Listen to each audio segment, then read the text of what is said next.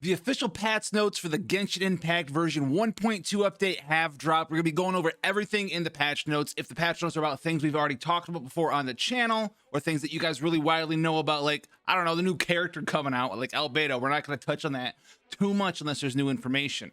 So let's get in here for you guys. Obviously, there's going to be the compensation for the downtime, 300 Primo Gems, and if it gets extended, extra Primo Gems for that patch time where you guys cannot play the game. Obviously have to be part of the game before. You have to be adventure rank 5 or higher to get the Primo Gems. So if you're brand new to the game, you're not going to be getting that, but most of you guys out there are going to be getting those Primo Gems. Obviously, we know we're going to Dragon Spine now. That's the new area. We've talked about that with the Sub-Zero climate change already, so we've already seen that before. That's going to be the new Sub-Zero mechanic. You're going to start losing HP over time as you get colder. You need to warm yourself up by getting next to fires, lighting fires, finding fire sealies, all of that stuff.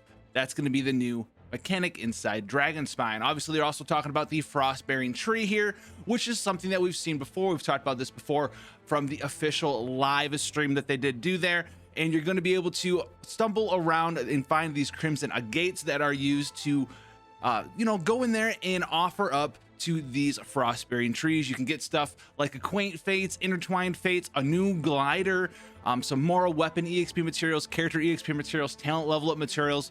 And as long as you are doing this, you'll also gain access to gadget diagrams over time. So this is gonna be something for you to be working on, and it's gonna be another one of those things where you are gonna be out there, kind of like Geoculuses and Animoculuses, but this time it's gonna be the Crimson Agates out there, looking for that little bit of fire out in the cold Dragon Spine environment. So the next one here, the new domain, is gonna be the peak in the peak in Vindagnyr.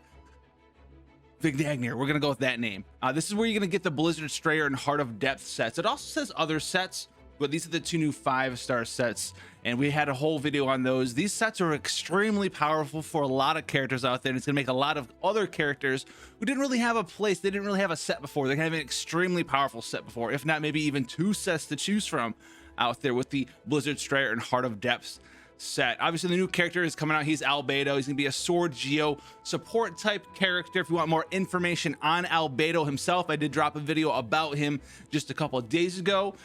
Full in-depth information there. We're not going to cover all of his details here right now, but the event wish for him is also coming out up until the 12th of January on 2021. So that's when his banner is going to go away, but it's going to be live as soon as this patch is all finalized there. So get ready for him. Get ready for him and go find out more about him. Obviously, we're also getting Ganyu as well. She's not going to be coming out right away, but she will be there eventually. They didn't give a date for her in the patch notes, but on the live stream, she's going to be showing up in January of 2021 for you there. Now, the new equipment we're going to be talking about here, we have the new Summit Shaper. This is going to be very similar to the weapons we've been getting right now, like the Unforged. This is going to be another one of those Geo-type weapons. It's a 5-star weapon. It's a sword. Same exact effects, right? It's going to give you increased shields. It's going to give you an attack bonus for stacks hit, and if you have the sword at maximum stacks and you have a shield effect on you, it's going to double that attack bonus there. So if you like those weapons, you want the sword version for your boy, he's going to have the Summit Shaper for you to pull on if you so desire as well. Now, we also have the Festering Desire, which we've talked about a little bit on the channel. The Festering Desire, the creepy sword. This is going to come from the Princeps.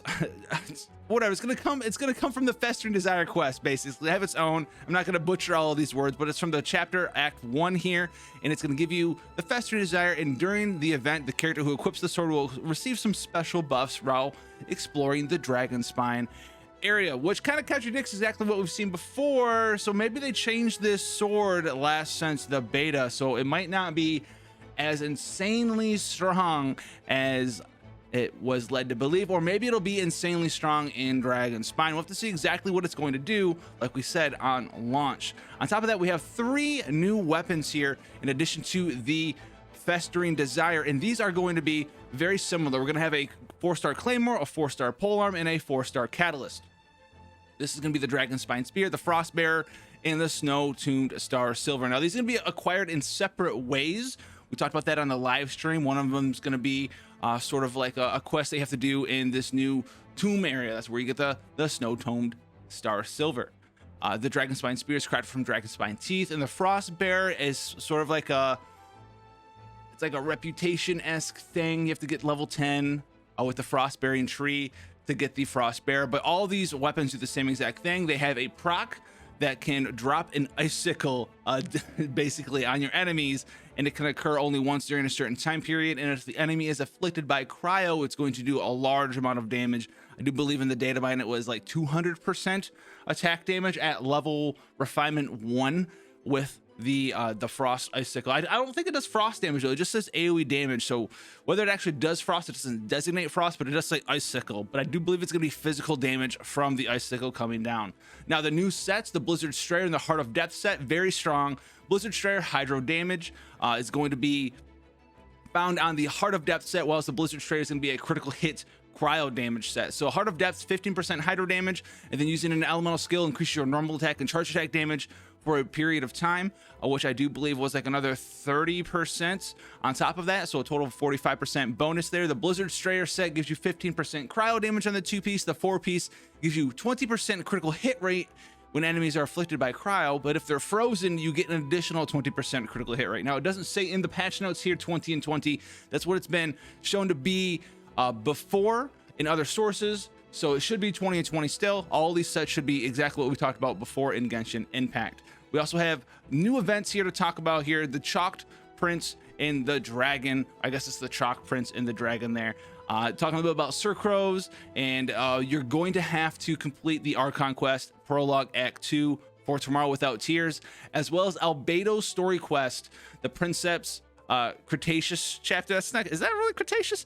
Cretaceous chapter, to access the event, the Chalk Prince and the Dragon. So you're not gonna be able to get right in there and do the Chalk Prince right away. This is because they said storyline wise, the Chalk Prince directly follows Albedo's own story quest. So you have to get in there and do some of the Archon quest stuff, do Albedo's quest, and then you can get in there and do the event quest. So make sure, if you want to get in there and do the event quest as much as possible, you finish up the other stuff as quickly as possible so you can access the event. This is where you get the Festering Desire, so keep that in mind as well. So if you want to get in there, do it. You can also unlock the new Albedo's quest here, the Princeps quest, without spending a story key. So if you don't have all your story keys stored up somehow, and maybe you're like newer to the game, you just got done doing the other ones, don't worry, you're not gonna have to wait to unlock another story key there. It also will, if you hit adventure rank 40 and complete Prologue Act 2 for Tomorrow's Without Tears, you can also spend one story key there as well. So keep that in mind. That's for after the event ends though. So if you're watching this and you just started playing, it's not like you're never gonna be able to access the story event for Albedo. It will come at a later time for you, and you'll have to spend a story key. But if you're there and you're ready to go now, you can get in there without spending that story key, which is pretty cool there. Now we also have the new systems here. We have Stellar Reunion returnee event. So this is going to be happening for returnees to the game, which is pretty nice. So after the 1.2 update, if you meet the eligibility requirements for this event, you will get the 4-star prototype Rancor sword, some premium gems, some fragile resin, and some other rewards. This event is going to last for 14 days, okay? And you have to be adventurer rank 10 or higher. And if you haven't logged into the game for 14 days, you will get this login bonus. So that's pretty cool there. And then it also says over 45 days since last activating the Stellar Reunion event.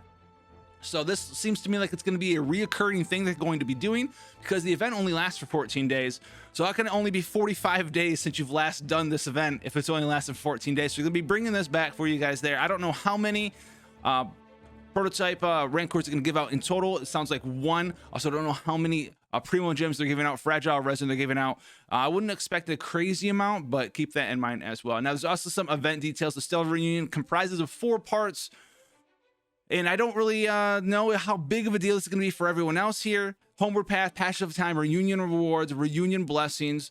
And this Reunion Blessing one, I kind of really want for everybody, okay? The Reunion Blessing, man. Oh, man. You get double drops. Returning to the game, you get double drops, 3 opportunities to gain double drops each day. This is for Petrified Trees, as well as Domains, Blessings of Wealth, and Blessings of Revelation using original resin. The amount of double drop opportunities refreshes every day at 4 a.m.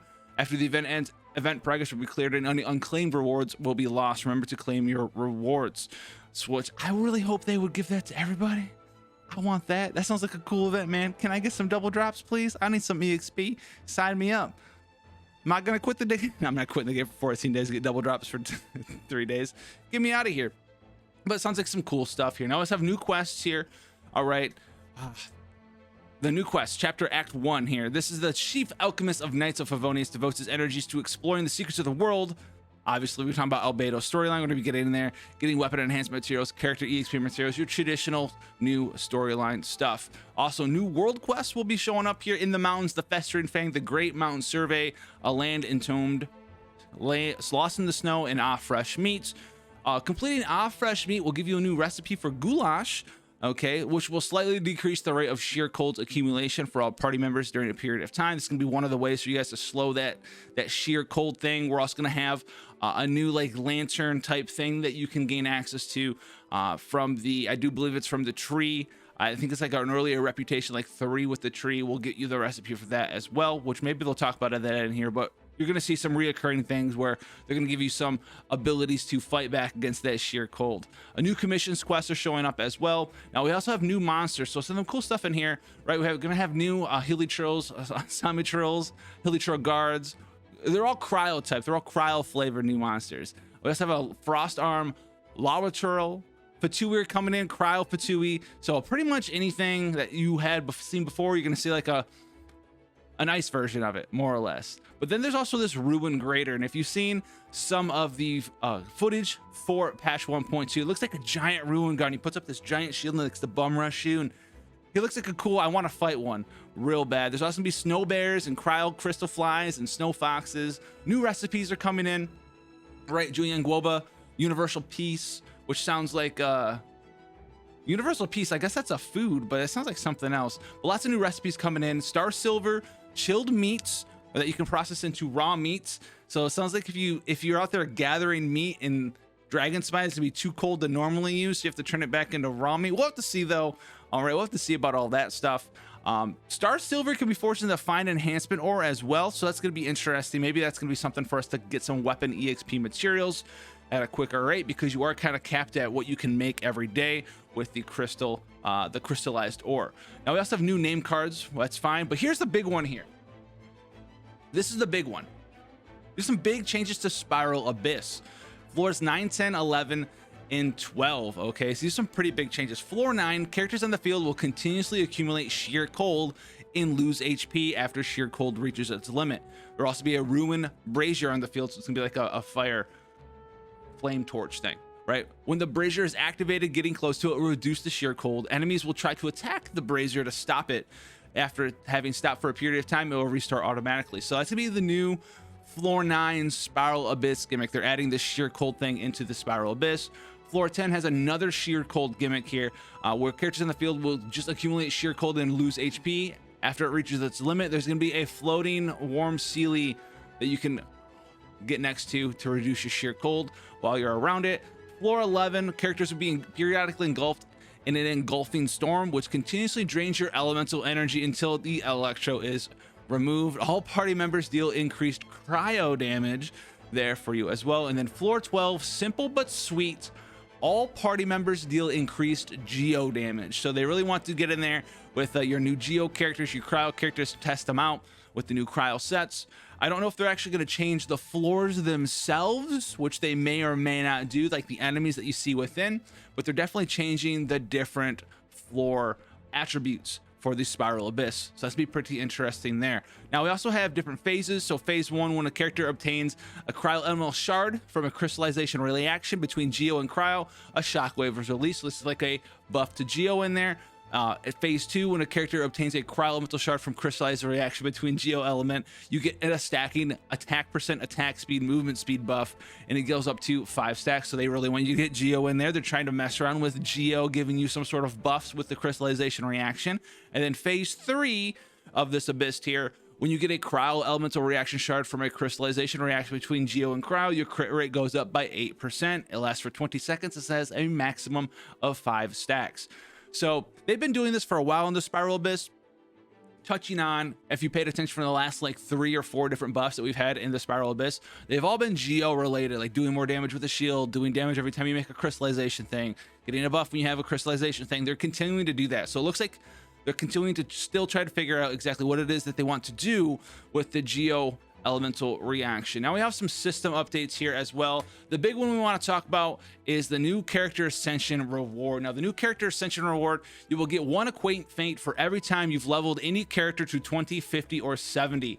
Pretty much when you complete an ascension at 20, 50, or 70, you're going to get an acquaint fate. So if you've leveled up some characters, you know, maybe you're one of those catch-a-ball guys, you have all your characters at 20, you're going to get an acquaint fate for everyone you have at 20, everyone you have at 50, you get another one. And then if you have more people at 70, you're gonna get another one. So acquaint fates, those are the off banner sort of summons. So you're gonna have some summons to throw out there and see if you can get a little bit lucky on any sort of non-rate up character or weapon currently in Genshin Impact. You're gonna be able to track your map functions, change your character portraits, travel log, camera height adjustment. The new cameras coming out, you can change and edit your friends' names there as well.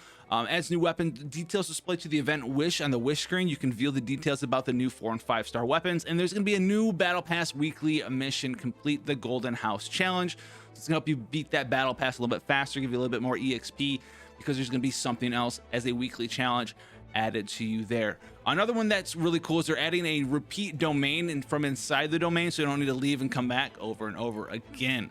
Now we also have the ability to disband the co-op team instead of just quitting if you're the host. So that's going to help yourself there. That way you can quit out instead of just it says kicking everyone. It feels a little bit bad when it was like kicking everyone. Drops from domains and ley lines are added right to your inventory. That's nice as well.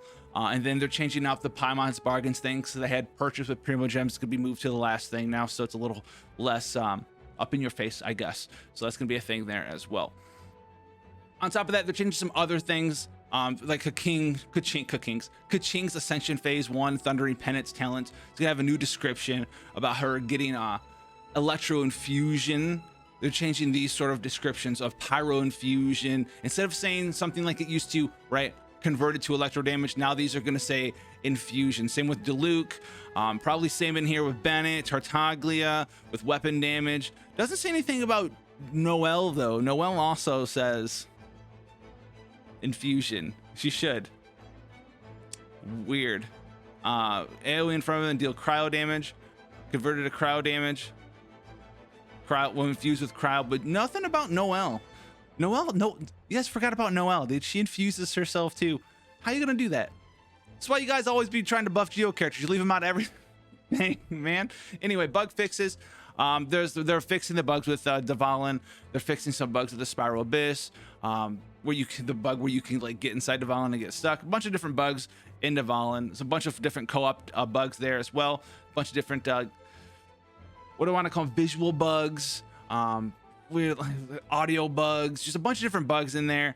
I don't see anything that was super crazy. I want to double check here for you guys though real quick. Lisa, low plunging attack damage, Klee.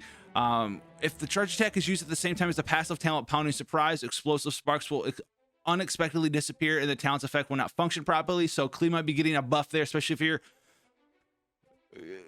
get in there really hard. Sometimes you encounter that bug, you can lower your damage. Noelle's elemental burst sweeping time.